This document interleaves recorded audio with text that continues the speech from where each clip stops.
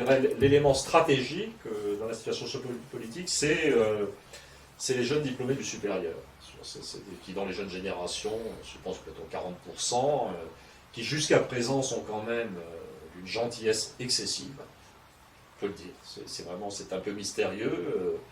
Ça ne renvoie pas uniquement à des questions économiques, c'est pas uniquement parce que leur vie est objectivement plus intéressante que la vie des gens de ma génération, quoi qu'on dise.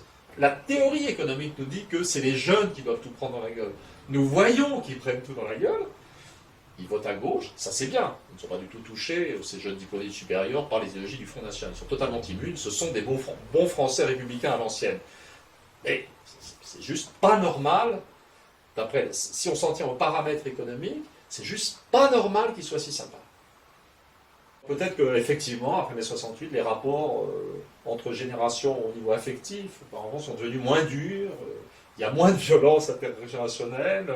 Je ne sais pas, je suis en train de dire que les jeunes ne détestent pas assez leurs parents. Oui, mais c'est... Si dans la sphère familiale, les jeunes détestaient plus leurs parents, ils détesteraient plus les dirigeants dans la sphère politique. C'est-à-dire que, oui, alors c'est très... Alors, c'est pas... Ils détestent, c'est compliqué, les sentiments familiaux sont toujours très ambivalents. C'est-à-dire, c'est toujours des mélanges, bon, c'est de la psychanalyse de... C'est pas de la psychanalyse de bazar, c'est de la psychanalyse ultra simplifiée. Mais effectivement, peut-être que... Et en général, le transfert d'agressivité s'exprime pleinement dans le rapport aux dirigeants.